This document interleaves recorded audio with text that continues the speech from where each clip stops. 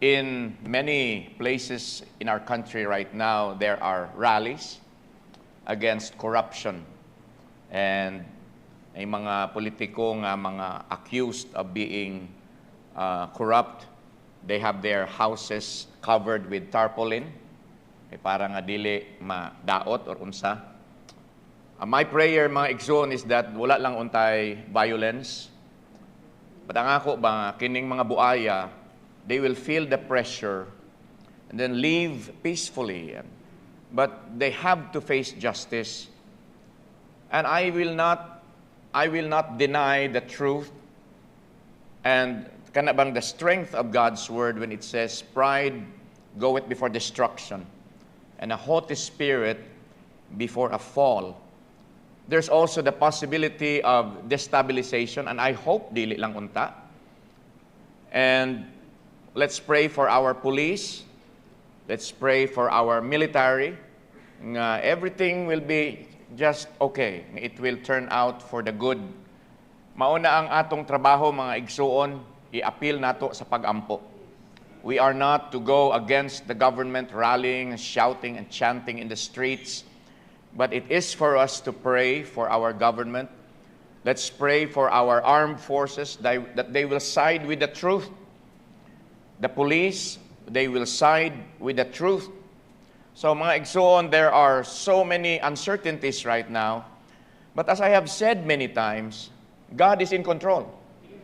God is in control. And so I would like to address the situation of our country today. And I would like to talk about the message for such a time like this, as this. Let's all stand palihog and open your Bibles to the book of Psalms. Psalm 37, verses 1 to 7. And then we will jump to verse 34. Psalm 37, verses 1 up to 7, and then verse 34. What are we to do in a time like this, in a time of uncertainty? Ingon sa Bible, fret not thyself because of evildoers, neither be thou envious against the workers of iniquity. For they shall soon be cut down like the grass, and wither as the green herb. Trust in the Lord and do good, so shalt thou dwell in the land, and verily thou shalt be fed. Verse 4, delight thyself also in the Lord, and he shall give thee the desires of thine heart. Number 5, commit thy way unto the Lord, trust also in him, and he shall bring it to pass. Moagi ra ni mga igsuon. Verse 6, and he shall bring forth thy righteousness as the light, and thy judgment as the noonday. Rest in the Lord, and wait patiently for him. Fret not thyself because of him who prospereth in his way, because of the man who bringeth wicked devices to pass. In verse 34, please. Ingon sa Bible, wait on the Lord and keep his way, and he shall exalt thee to inherit the land. When the wicked are cut off, thou shalt see it. Father in heaven, thank you for this morning. I pray, tagaan ko nimo Lord, o kaalam nga langit nun, tagai ko Lord palihog, o strength and boldness to preach your word. Give me wisdom, Lord. Give me a clear mind. Lord, dawata palihog, Lord, ang among pag-worship karong buntaga. Hinaot unta, nga malipay ka, hinaot unta, nga you will be glorified. Allow me, Lord, to be your mouthpiece today. And if there are those who are not yet saved, ikaw, Lord, muluwas sa ilang kalag karong buntaga. Tabangi ko, Lord, please, in Jesus' name, amen. Thank you, and please be seated. There was a time when the Philippines does not know what's really happening, but magsalig lang ta kung unsay gisulti sa Bulletin Today, sa Times Journal, mga Philippine Star, tung una. But with the advent of social media and fast internet, we have faster internet, karon salamat sa Ginoo, everybody knows. Even ang tuwa sa far-flung barangays, kahibaw, basta naalay signal. And we are in a very terrible political crisis. And many people are now angry. And then we know what happened to Nepal, we know what happened to Indonesia, And immediately after that, murag daghan na dayon murag many of our countrymen looked at what happened to Nepal. And so I was saying, dapat dili lang unta mahagbong sa ingon ana ang kadaot, no, ang atong nasod. As citizens of this country, we may all be worrying what is going to happen. And then after today, unsa kay mahitabo sa atong nasod. But we are blessed to have the Bible because in it, we can find God's medicine for worry in these trying times. We are actually in trying times. We may not feel it kaayo kay naarata diri sa Butuan, but for our brethren, for our loved ones who are in Manila, in Luzon, it's grabe yun. It's grabe.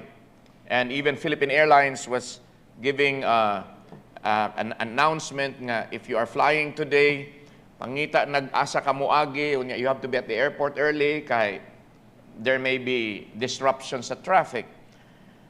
But this morning, I want to share with you 5 points that we need to do in such a time like this. Because you see, God doesn't want a Christian to live a frustrated life. That is not how God designed Christianity. God designed Christianity for us to be happy, to be abundant sa iyang kalipay. And we have to understand, mga kaigsuunan, that our joy, our happiness, should not be based on what's happening in our country. Kaya kisa may malipay aning panghitabo karon, nobody is happy. But despite all of this, when your happiness is in the Lord, you can still be happy. Look around you, there are so many wearing dark blue, kay maudam ng ilang motif karon sa mga ladies, pati mga men, ga dark blue pod. Unya, malingaw na sila, mabibo na unya. Despite what's happening in our country. That is because mga igsuon nga kanibang, ang atong kalipay, wala sa House of Representatives. Wala sa atong economy. Wala gani ko malipay nga ang 60 billion sa PhilHealth ipauli sa PhilHealth. Dapat lang yun nga iuli. But my happiness is not hinged on what's happening inside the halls of Malacanang. But my happiness is based on what the Lord is doing in our lives. But it is human for us to feel frustrated. And then we say nga, nabudol gyud ta. Nabudol gyud ta da. And then, i-blame pa nato si Sara Duterte nga, kay kung nag-president lang unta si Sara Duterte, this is not happening right now. Ano, no? And so, nabudol ta, and so we have these frustrations. But mga igsuon, no one needs to live a life of frustration. I would like you to open your hearts and your minds today to the Word of God. There are 2 verses, mga kaigsuunan, that would remind us that we should not be frustrated. We should not be carrying this very heavy burden sa ato. You know about 1 Peter chapter 5 verse 7, right? Casting all your care upon Him, for He careth for you. We ought to learn to kanabang reverently say to God nga, Lord, this is not my problem. This is your problem because I'm your child and you are my father. Lord, what's happening in our country is beyond my control, but you are in control. Lord, kaning panghitabo, wala gyud ko'y mahimo and I cannot change what's happening, but you can change because even the hearts and the lives of kings are in your hands. So mauna nga itugyan nato sa Ginoo. Turn your Bibles please to the book of Psalm 55 verse 22. The Bible says, cast thy burden upon the Lord, and He shall sustain thee. He shall never suffer the righteous to be moved. If we are not careful, mga igsuon, we easily get so frustrated and then we easily get so burdened nga usahay mauna nga sa atong kapungot sa panghitabo karon nga kita nga tinarong og bayad sa atong taxes. Oh, by the way, mga kaigsuunan, dili tanan kontraktor daotan, ha? Yeah. I'm serious. Na ay mga kontraktor nga tarong pud baya. I think the majority of contractors are good. Ni alang gyud ning pinasahi nga mga kana bang grabe kaayong blatant display of unbelievable greed, bitaw. Naagyod na. But there are, ayaw pag-ingon nga, ikaw kay contractor ka, dautan ka. No, there are contractors who are actually honest. There are congressmen who are actually honest. Yes, there are government officials who are honest. But when we see all of this blatant display of grabe, Louis Vuitton dinhi Gucci, unsa ang ibakpak unsa pa ng mga mahal nga mga bag, mga Birkin nga bag, ay mga kaigsuunan, gakaulit ta. It's easy for us to get frustrated. But mga igsuon, always remember that we have to cast our burdens on the Lord. There was this, kaning isa ni sa mga illustrations ni Pastor Jovito, na ay tao nga gapasan og isa ka sako nga mais, gabaktas siya padung sa merkado. Pagbaktas niya, niagi iyang amigo nga na ay kabayo niya na ay karwahe ba. Ay siya nga bay, ang kapadong merkado, sakay diri. So gipasakay. Tataon na sige na silang biyahe paglingi sa gamaniho sa kaning Tartanilla, gapasaan gihapon ang iyang amigo sa sako nga isa ka sako nga mais. So iyang gingnan nga ibutang na because the horse is strong enough to pull the carriage, strong enough to pull me, to pull you, and even that sack of corn. Many times we are like that, mga igsoon. We say, well, I'm already saved, I'm a child of the Lord, and I trust in Him. But human as we are, and I'm also talking to myself, human as we are, we still carry the burdens. We still worry a lot, and we still kana ang grabe ang atong anxiety nga, maunsa na ka ning atong nasod karon no? Unya na inahitabo sa video, hala, basig mawa ning akong savings, may rabag unsa na kadako gihaguan tawo na nato nya mawara. So many mga kaigsuunan nga mga worries, and although we got saved, we are with the Lord. The Lord is offering us His rest, and yet we do not put down the heavy load. Again, God did not design Christianity to be that way. God designed Christianity to be happy. If God can give peace to Daniel in the lion's den, nga, limang ka kung si Pastor Jovito pa, natulog si Daniel in the lion's den. Posible ang tiyan sa lion, iya panggihimong unlan. It could be. If God could give peace to Daniel in the lion's den, I believe God can give us peace even with the lions of corruption, even with the lions of the arrogance of power, and sometimes it's very shameful na gyud kaayo. But mga kaigsuunan, kung unsa may imong problema karon, ihatag na sa Ginoo. In times of political instability, for such a time like this, number one, trust in the Lord. We do not trust in the empty promises of congressmen. Salamat sa Ginoo na mga congressmen nga tarong. Salamat sa Ginoo nga naay mga mayor nga tarong. Salamat sa Ginoo na mga governor nga tarong.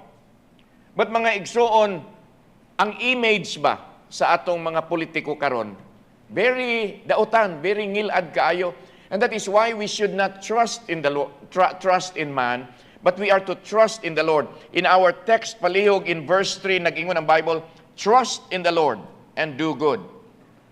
So the whole of Psalm 37 was not written to unsaved people. This was written to people who have trusted the Lord already in their lives. But then because of problems, we deviate and then we lose our focus. Instead nga dito sa Ginoo ta mo salig, dito noon ta magsalig nga, sige lang, okay pa man, nagdagan pa man kog kwarta. Sige lang, naaman ko'y mga connections. Sige lang, bawbitaw ko kung unsaon ako ni. We trust in ourselves, and that is when we fail. So mga igsoon, I don't know exactly how many promises are there in the Bible. Somebody would say there are more than 4,000 promises of the Lord in the Bible. But mga kaigsuonan, ang problema nato, no, daghan kayong mga promises sa Ginoo para sa ato in the Bible. Let's say 4,000. But then we look at the Bible, And then we look at it as a buffet. Buffet ka nang. Last week, we were in Vikings in Cebu. Vikings. At least naka-Vikings for once a year siguro. Pero muadto ka og buffet, you don't get everything, di ba? Kung mag-Vikings gani ko, adto ko sa Japanese, siyempre, maghuwat ko anang prituhon nga kanang tempura nga shrimp, na ebi tempura. So, mo na akong huwatan. Huwatan gina na ako. Unya, moadto na pug ko sa kaning roast beef. So, pilion lang nimo kung unsa imong ganahan. Ang problema manggod nako, problema ninyo, kay we look at the promises of the Lord and then we choose what we like. We choose what seems to be applicable. We choose what seems to give us joy. We choose what seems to give us encouragement. And then we leave out those we think is not applicable to us. But mga kaigsuunan, every promise in the Bible applies to you and me. And that is why we are to trust in the Lord.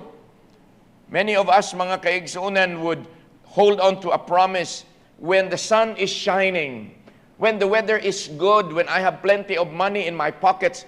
But when I am in a very dire situation, I forget the promise of God. That's not the way, mga kaigsuunan. Trusting in the Lord means to take all of God's promises and believe every one of them. Dapat tuuhan na to, kay iya man na sa Ginoo. As I have said many times, the Bible will never go wrong. If it is promised by the Lord, it will happen. There is only one promise that did not happen yet, and that is His coming again to take us back to heaven. But everything else is already being done. It's already being answered every day, every moment that we need the presence of the Lord. In Proverbs chapter 3, verse 5, ingon sa Bible, trust in the Lord with all thine heart.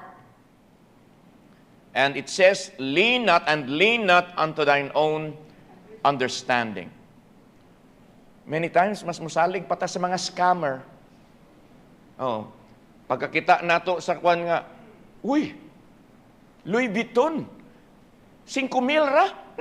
Louis Vuitton nga bag na dako, 5,000 ra. Uy, nindot ni. Oh, bayad din kasi imong 5,000. Ang niabot nga parcel, nga gamay, duwaan ra di ay. O, di ba? We believe the scammers.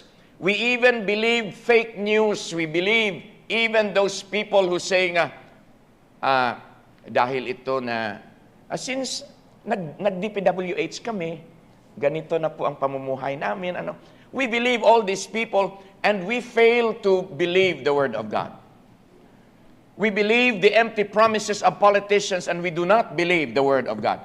Mali na mga igsuon. Dapat our trust should be in the Lord. In the book of Psalm chapter 118 verse 8, the Bible says, it is better to trust in the Lord than to put confidence in man. No matter who that man is. He may be the president of the Philippines. He may be the Senate president. He may be the Speaker of the House. The Bible says it is better to trust in the Lord than to put confidence in man. There's a point of comparison there. And the word is better.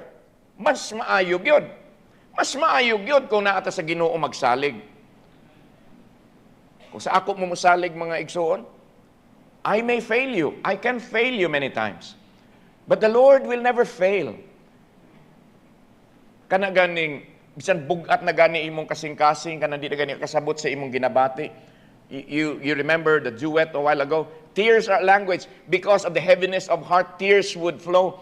You may not say it, but God understands why your tears are falling. Because it's a language that God understands. Mauna nga it is better to trust in the Lord. God wants us to trust Him completely. Let go and let God. God doesn't want us to trust Him haphazardly or kanang tunga-tunga lang. Completely yun. Completely yun.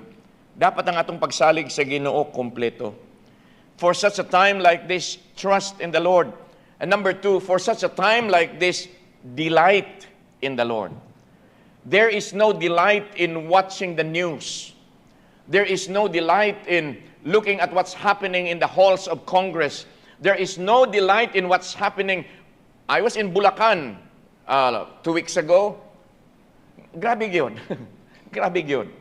Pero mga kaigsuunan, our delight must be in the Lord. Kaya nga naman, perfect man gud ang Ginoo. Mabitaw na nga, we can still be happy, we can still rejoice in the Lord, despite what's happening to our country right now. Our delight must be in the Lord. In Psalm 37 verse 4, sa atong text, delight thyself also in the Lord, and He shall give thee the desires of thine heart. What is the desire of my heart? As a Filipino, as a citizen of this country, I would love to see the Philippines grow. Kanindot mga kaigsuunan nga, bang muangat pud bitaw ta? Many years ago, Naiya 1 was the best airport in Southeast Asia. Wala pa ng mga Changi. Wala pa ng mga Suvarnabhumi. Wala pa ng mga Cheplapkok in Hong Kong. Wala pa ng mga Taiwan nga mga Taoyuan airport. Wala pa na. The Philippines was the best. We have our own PICC. We have our own CCP, Cultural Center of the Philippines. But now, mga kaigsunan, look at these establishments. They're rotting. Why? Because of corruption. Because of, grabe no, kana bang, mauna nga, if you want to get rich in the Philippines, one requirement, you should have no conscience. These people have no conscience. Or their consciences are already seared. And mga igsoon, we cannot delight.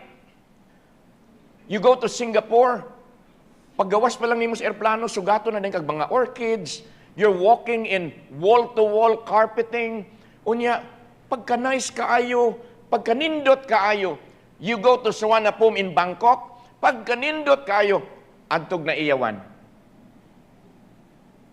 Kakita ra ka na, Brad, next month. Adtog na iyawan.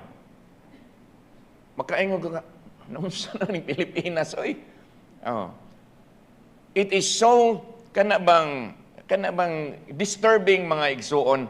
But mga igsuon, no, as the years go by, the more I realize there is nothing in this world nga more sweet and precious to the heart of a Christian than the Word of God. Salamat nga na ay Bible nga ingnon ta nga. Ayaw pag-mind ana, delight in the Lord. Naamang ko'y problema, o lagi, itabi lang na, delight in the Lord, rejoice in the Lord. Rejoice in the Lord, and again I say rejoice. Our joy must be in the Lord. It should not be dependent on what we have in our bank accounts.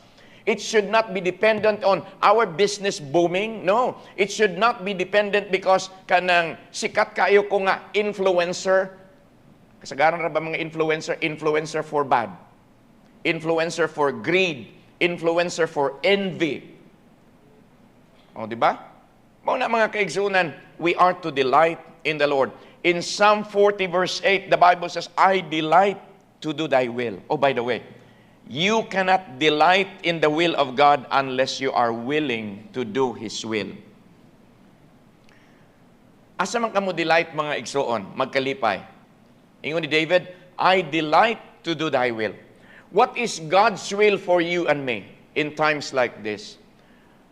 When our fellow citizens are rallying in the streets, shouting, tama na, palitan na. Hinaot unta nga wala like destabilization moves, no? But mga kaigsunan, where can we delight?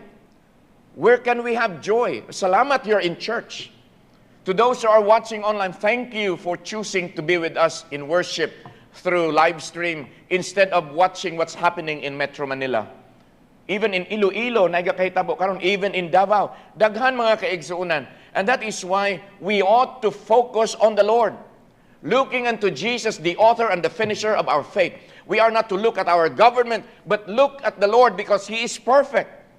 And when you are in trouble, the Lord is strong enough and capable enough to carry you in His arms and give you what you need. Mauna mga igsuon, delight in the Lord. Are you willing to do the will of God? Well, the will of God requires something. That is your submission. You submit to the will of God. In Psalm 94 verse 19, the Bible says, in the multitude of my thoughts within me, thy comforts delight my soul. Probably right now in your mind, gakagubot na nga, maunsa nakahaning atong nasod, maunsa nakahani, naapa ko'y sakit, nahutdan pa kong kwarta, naapa ko'y problema sa negosyo, naapa ko'y problema sa akong mga anak sa ilang pag-eskwela, and many of those thoughts are bothering you, many of those thoughts are pulling you down, but look at what Psalm 94 is saying. In the multitude, sa kadaghan sa akong ginahuna-huna, thy comforts delight my soul. Salamat. Nga we can be comforted by the Word of God. Maubitaw na mga igsuon, pagbasa. Read the book of Psalms. Read the book of Proverbs. There are so many verses. If you don't know where to go, Google it. Type lagod sa Google, Bible verses for comfort. Daghan na mo gawas. And then basaha, not only the verse, but the whole chapter. It will help you. Why will it help you? Because you know that this is the truth. Because you know that the author of this book is alive and well. My God is not dead. My God died. But on the third day, by His own power, He rose again. And that is why I get comfort when I read His book, when I read His Word, because He is alive in heaven, He is in me, He is here right now, mga igsoon, and that is why we can get comfort. That is why delight in the Lord.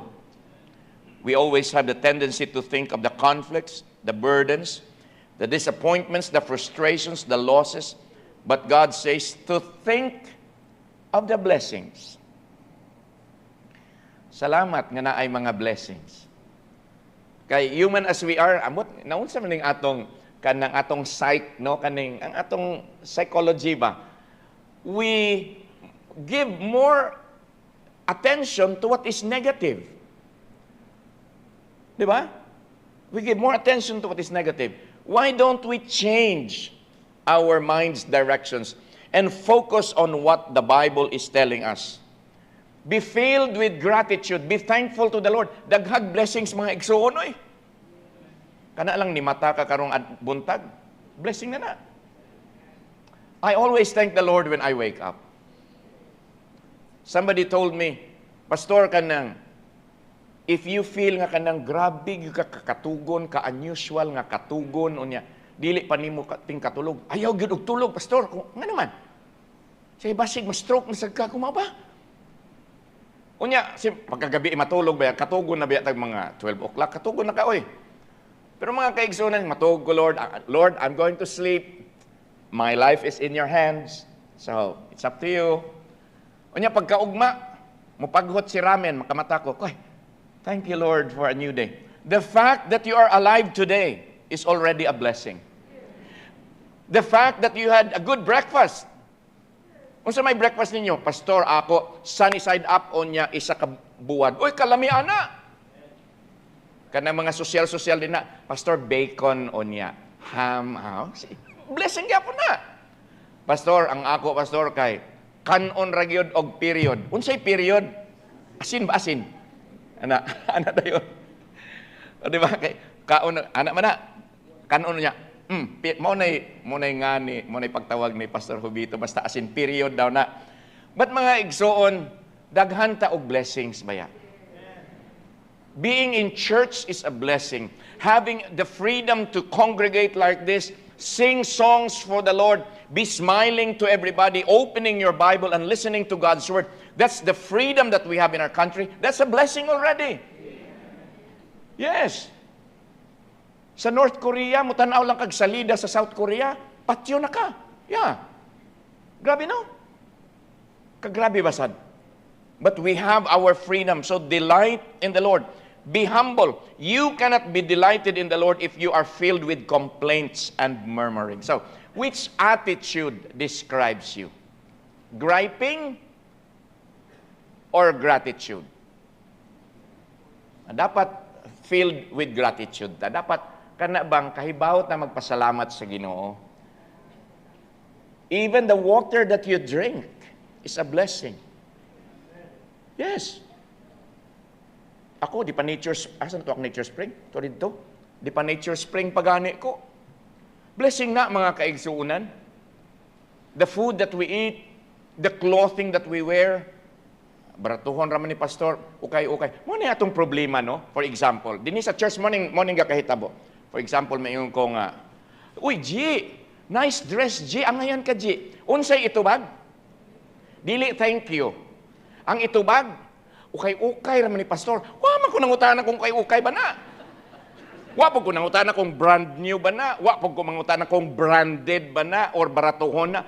Wa gyud ko mangutana. Ang iko nga, you look nice. Pero ang mga Baptist, ukay-ukay raman ni pastor. Nga naman din ukay-ukay. Ako masulog bang ukay-ukay. There was a time, istorya sa ta. There was a time ba kaning nag-ukay-ukay mi ni Ma'am Russell many years ago sa Langihan. Sa sapatos ba? Kakita man kog haspapis. Haspapis. Kahibaw ba akong mahal ng haspapis? Ako yung gipangita, nakit-an man gyud nako ang pares. So karon pag abot dinhi, akong gitrapuhan og basa, butangan akong kiwi, nindot na siya. Nindot na akong haspapis. Niadto na kog World Missions Conference sa Cebu. Tung unang panahon, diha man ko matog sa church gyud, kuyog sa mga pastor unya maglatag ra man mga foam, murag kuan ba, murag youth congress o. Unya simpre na ang akong sapatos din sa tiilan sa akong foam. Ang mulabay pag grabe gini si Johnny Brazilian. Haspapis mangyod. And then ko, tagna apila na. 2,000 ka. Unya, ang problema nila kani Saka, nag 5,000 po. Layo ra na. Niabot og 10,000. Ko, grabe sad niya. Tatagpila man gidi ay na. Ko nga, 150 pesos. Og dili sila motuo. Kay gikan baya og Japan. I worked in Japan baya, unya nag-ministry. Si Johnny Brazilian musulob og 150. Adi mo matuo, bahala mo. Basta kay na ako. So mauna, when somebody would appreciate what you're wearing, say thank you. Blessing sa Ginoo di kay ukay raman ni pastor or gihatag raman ni kuan sa ako. Salamat. Mga igsoon, delight in the Lord. Number 3, in times like this, commit your way unto the Lord. Balik ta sa atong text in Psalm 37 verse 5. Unsay giingon sa Bible, commit thy way unto the Lord, trust also in Him, and He shall bring it to pass. This is a verse that I treasure in my heart. Ganina ning ko nga, Lord, magkinaunsa maning Pilipinas, Lord, unya, basig magkagubot, basig mag-declare og martial law, etc., etc. Daghan na kay ko ginauna-una. But then I would say, I will commit everything unto the Lord. I will just trust in the Lord, and He is going to let this pass. Muagi ra ni mga igsuon. If there are problems, one thing about our problems is it's not permanent. It's not permanent. Na, Pastor, dugay na ni nga problema, murag himatyon na gani ko, maurag yapong problema. It's not permanent. Kaya kung mamatay ka, mawa na ba ya? Di ba? Di ba? So it's not permanent. Bitaw mga igsoon, it shall come to pass. In 2 Timothy chapter 1, please. 2 Timothy chapter 1, verse 12, ingon sa Bible, for the which cause I also suffer these things, nevertheless I am not ashamed, for I know whom I have believed, and am persuaded that He is able to keep that which I have committed unto Him against that day. When you commit everything to the Lord, mga kaigsuunan, nindot gyud. Nindot gyud. You can commit your life to the Lord. Remember, you cannot save yourself. It's only by the grace of God that man can be saved. It's only by the blood of Jesus Christ, it's only by your faith in Jesus Christ nga mahimo kang maluwas imong kalag. That is what the Bible says. There are many religions today that will give you conflicting views, different interpretations of the Bible. But let me encourage you, ikaw mismo tanaw sa Bible. Basaha ang Bible and the Holy Spirit will give you enlightenment. What does the Bible say? The Bible says that there is only one Savior. It's not an entity. It's not an institution. It's not a work. It's not an effort, but it is a person. And that person is named Jesus Christ and Jesus Christ alone. And that is why you need to commit your life to Him. This morning, you may have plenty of plans. This morning, you may have plenty of problems in your heart. But let me encourage you, Higala. Isalig na sa Ginoo tanan. Probably your eternal destiny is unsure. Probably you cannot see beyond what religion is saying to you. But let me show you what the Bible is saying. The Bible says in Acts 16:31, believe on the Lord Jesus Christ, and thou shalt be saved. That means you commit your soul, your eternal soul, to the Lord Jesus Christ. And the Bible says, you'll be saved. In John 1:12, but as many as received Him, to them gave He power to become the sons of God, even to them that believe on His name. Mga igsuon, that's the only way nga mahimo ta nga anak sa Ginoo. So commit every decision to the Lord, commit your life to Him, commit every anxiety, commit every worry to the Lord. In Proverbs chapter 16 verse 3, ingon sa Bible, commit thy works unto the Lord, and thy thoughts shall be established. Ano bitang gubot imong utok? Mag-unsa na lang, pagkadagang grabe kaayo. Unya, mag-ilog sa imong attention ang daghan kaayo nga mga circumstances sa imong kinabuhi. Commit, ingon sa Bible, commit thy works unto the Lord, and thy thoughts shall be established. Yesterday, I was scanning through my past lessons kay unsa may akong what should be the titles of my lessons in Chiang Mai sa Regional Student Convention, because the theme is make it matter. So the Lord gave me for the first night, make this week matter, and make your time matter, and then your choices matter, your faith matter, and then character matters, and then glorifying God. That's what matters. That would be for the last. Onya, gubot asa man ko magingon ani unsa man ako na. And then I read this verse nga, I just commit it to the Lord, and then iplastara na sa Ginoo ang imong panguna-huna. Mauna mga igsuon nga malipayon ta nga naay Bible. We ought to treasure what the Bible is saying. In Proverbs chapter 3 verse 6, the Bible says, in all thy ways acknowledge Him, and He shall direct thy paths. Kanindot mga kaigsunan nga, whatever your plans are, appeal gyud ang Ginoo sa equation. Appeal gyud ang Ginoo sa imong plano. Ang problema man gud nato kay mga experts naman gud ta sa ingon ani nga bagay. And we make plans without consulting the Lord. Because we know what to do. We know what's going to happen. We even have plan B, we have plan C, we have plan D. Kung if this fails, I have plan B. If this fails, I have plan C. And because we are very intelligent, we forget to put God in the center of our plans. And then when our plans become a disaster, mayon nito nga, Lord, tabang. Kung nag-ingon pa ka na beforehand, wala unta ka ma-disaster. So mga igsuon, in all thy ways, acknowledge Him. For such a time as this, mga kaigsuunan, number 4, rest in the Lord. Salamat nga makapahuway ta. Kana bang kanindot ning physical nga rest, nindot pud ning mental nga rest. No? Kanang I don't know unsay naas Japan nga. Mubugnaw ginang akong utok kanang sa ba? Kanang nindot gyud kay akong una-una. If you go to Japan, of course you visit the big cities, but go to the barrios, go to the mga layo-layo na nga mga villages ba.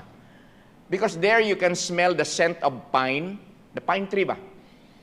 And then when you go inside the house, you smell the tatami, kanang mat nga naa sa sulod sa balay sa hapon. And then these smells will just give you, marabag, ka-peaceful pag yung kaayo. Kanya makakita kag 7-Eleven, ay salamat na 7-Eleven. No? Ano, no? Because in 7-Eleven, you can eat for the whole day for $10 lang, and even less. Depende na nimo. So, it is so restful to be in Japan. But mga kaigsuunan, bisag nindot pa ng Japan, kung way Ginoo, it will not be restful yun. That is why, mga igsuon, we are told to rest in the Lord. In Psalm 37, verse 7, balik na sa atong text, please. Rest in the Lord and wait patiently for Him. Fret not or trouble not thyself because of him who prospered in his way. Wow, grabe, 40 na kasakinan, naapay payong pakapin. No? Asa na to? Because of the man who bringeth wicked devices to pass. Grabe, no?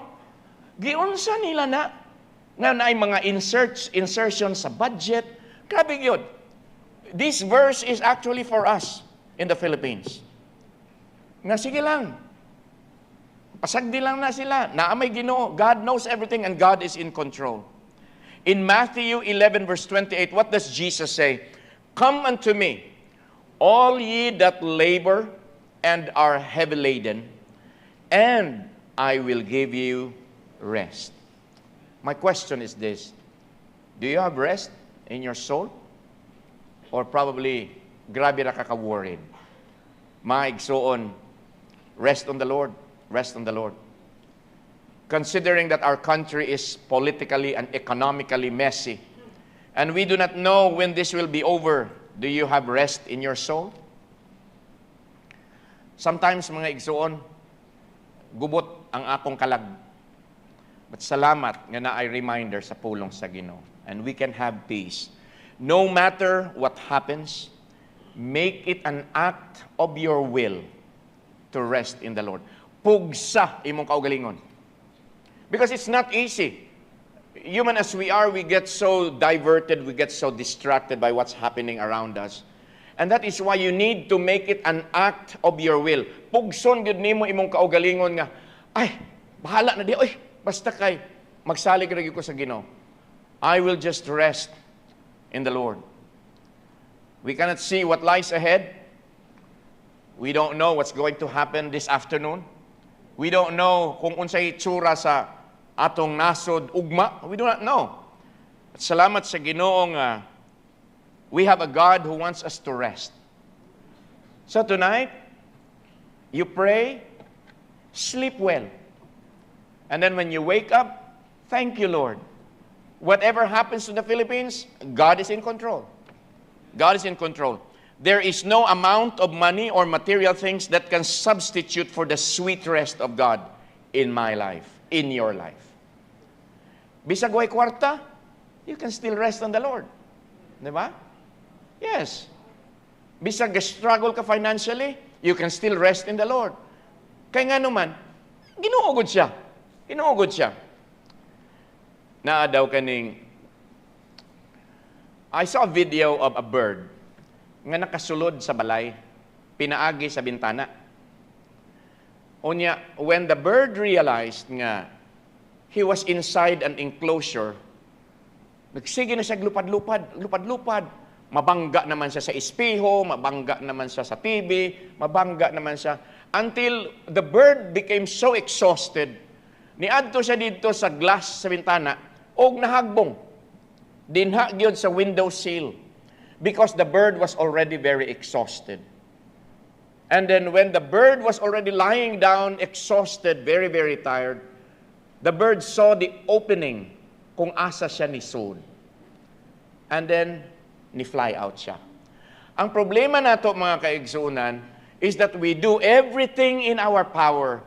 We do everything that we know of, and then we think that this is the solution to my problem. This is what I'm going to do. Mauni ang dapat na akong himuon para nga ma-okay na akong kinabuhi, para ma-plaster na akong kinabuhi. Mga kaigsunan, and then when you get so tired and you fall down in exhaustion, you realize that you have a Lord and Savior. Why is it nga last na gyud nato og hunahon ang Ginoo? Why don't you rest in the Lord? Na may Bible. Aw asa man day ang Bible sa balay? Every Sunday raman kuhaon, no? Kanang, kanang ni ba kanang, joke ni siya nga, paigo, patama po ba, patama. Kaya, kaning akong Bible, naani siya sa bookshelf. Unya, gabi kay mo uli man ko, ibutang ni nako sa bookshelf. Ugma, Tuesday, Saturday, Sunday morning, kuhaon nako ni.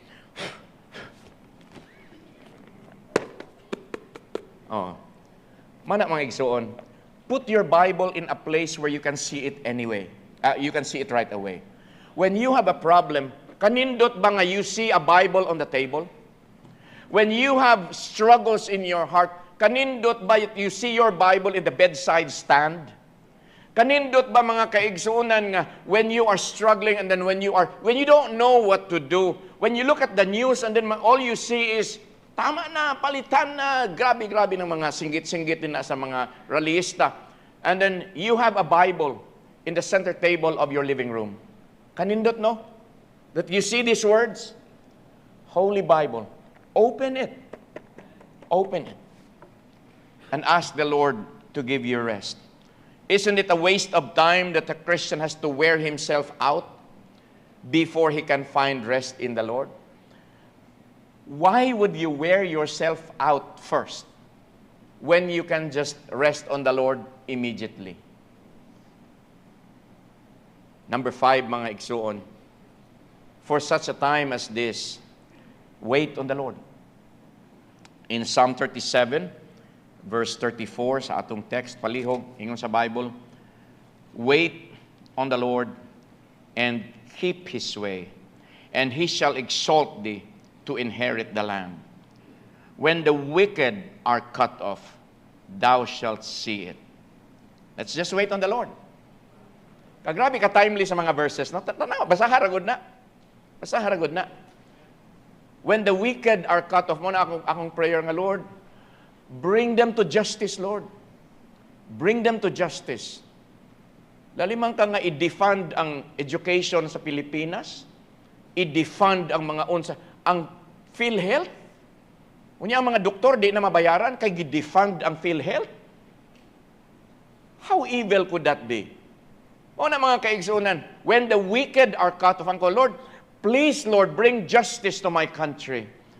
I'm a Filipino and I love the Philippines. Mabita na yun ako kaning mga igsuon nato nga moadtog laing lugar kay pastor dito nami sa London mamuyo, dito nami sa Australia mamuyo. Oh, nindot man na, Brad, nindot man. Pero Brad, timan ini.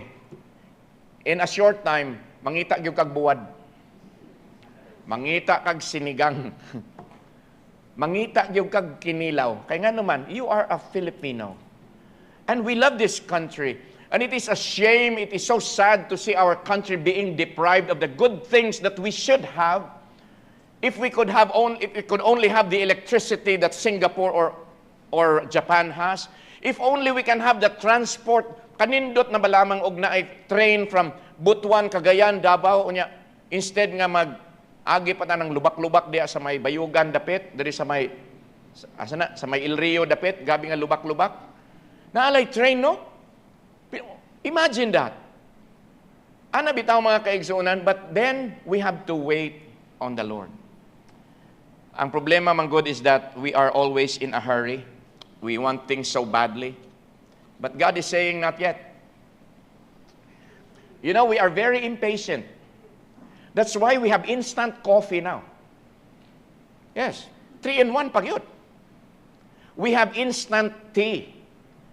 Tungunang panahon, mga igsuon, kanang tea, imo pa nang ibuwad. Unya, imo pa nang i-dry good, unya, imo dayon nang ibut. Naapa na seremonya sa Japan, tea ceremony.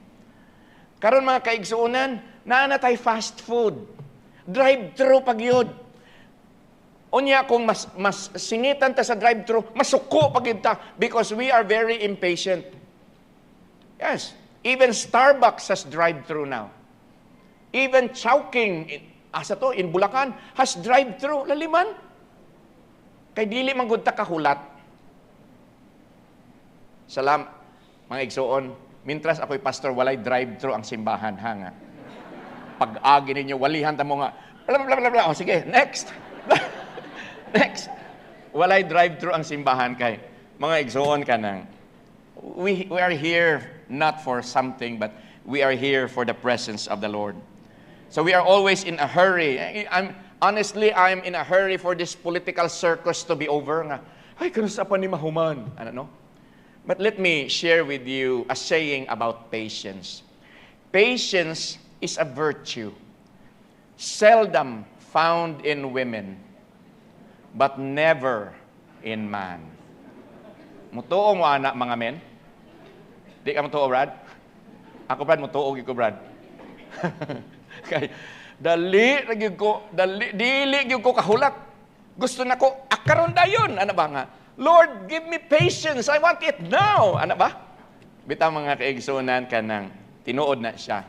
The word happy would lose its meaning if it is not balanced by sadness. So be patient. Kung bitang ginaingon ako nga, kung adto mog Iloilo, pangitaag yun ng mangga nga gikan sa Gimaras.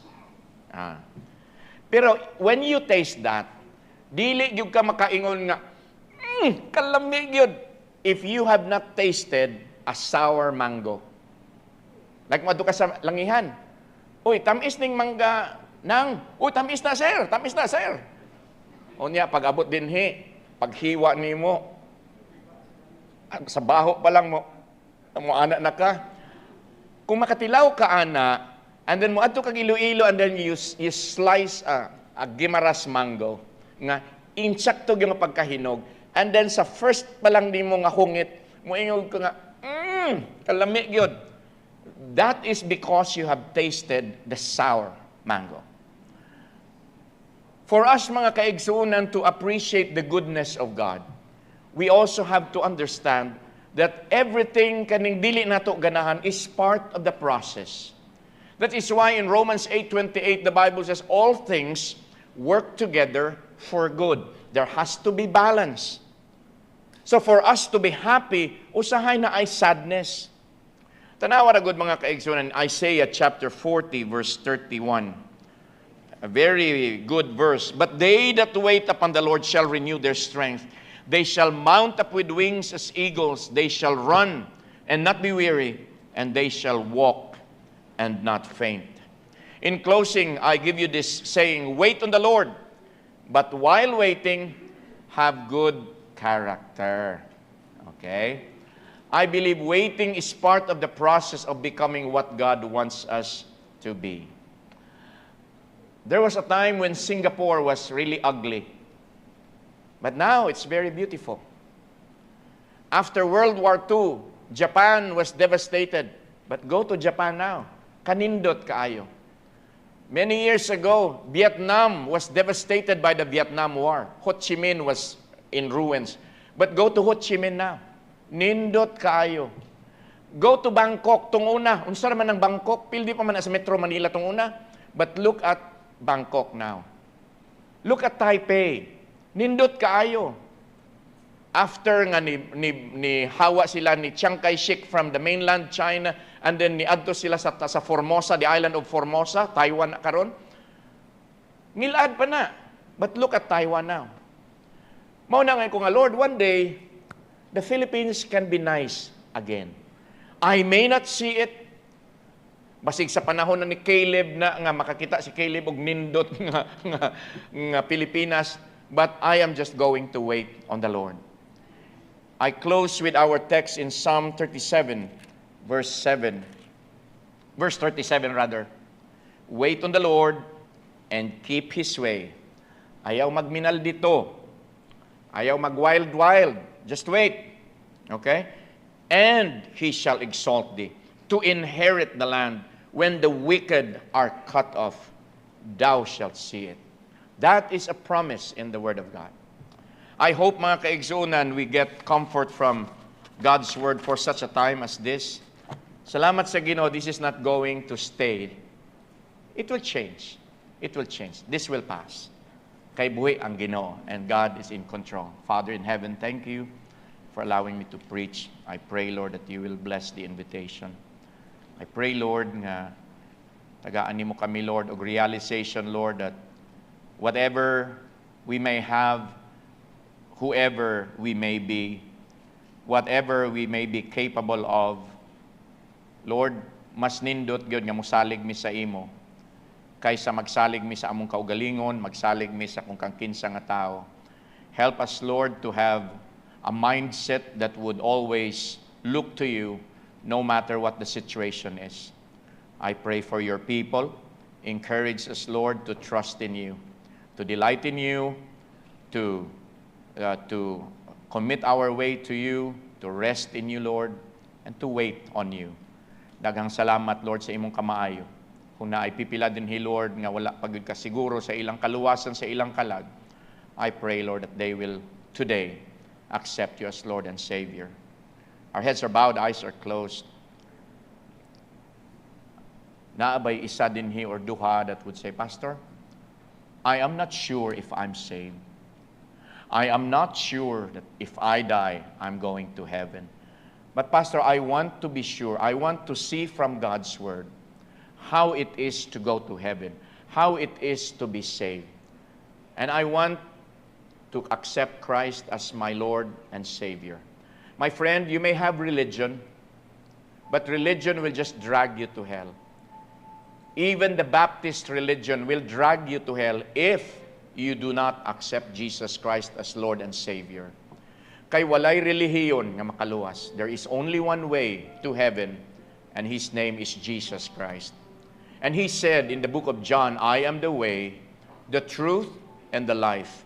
No man cometh unto the Father but by me. It's only by Jesus Christ. The Bible says in Acts 16 verse 31, believe on the Lord Jesus Christ, and thou shalt be saved.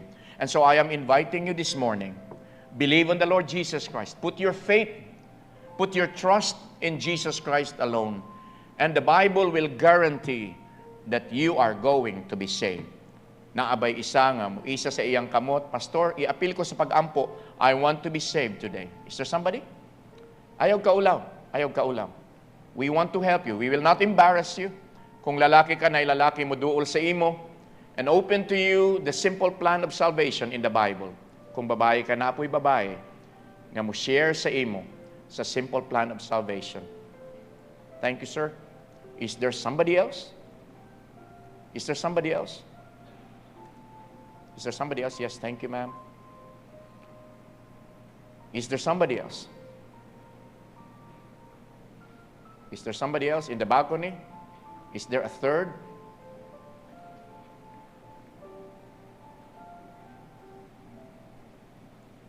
Yes, we have one in the balcony. Is there a fourth? Higala, it's good to be religious, but if your religion does not point you to Jesus Christ, then it's useless. So we have 4. Is there a 5th? My friend, accept Christ. This is not about religion. This is about a relationship to the Lord Jesus Christ. Thank you, ma'am. Is there a 6th? Naabay ikaunom? Isalig ang imong kinabuhi sa Ginoo. Commit your ways to the Lord. Commit your life to the Lord. Is there number 6 today? Naaba? Naapa ba sa balcony? In the main floor? Trust in the Lord. The Bible says it is better to trust in the Lord than to put confidence in man. Man created religion, but Jesus is offering a relationship, and that relationship is eternal. And that's the only way you can go to heaven when we die. Ang problema man God kay wala ta kahibalo kung kanus at mamatay. Ang kanindot kay kung mamatay ta nga naa ka kang Kristo, the Bible will assure you that you are going to heaven. No purgatory, no detours, going straight to heaven when you are in Jesus Christ. Naapa ba? Mga igsuon nako dinha sa Ginoo, has the message spoken to you? Are you troubled? You trust in the Lord. You wait on the Lord. You commit your ways to the Lord. And then you delight in the Lord. The altar is open. Come on. Come on. Let's not waste time. Itugyan na. Unsa man nang nagabother sa imo, itugyan na sa Ginoo.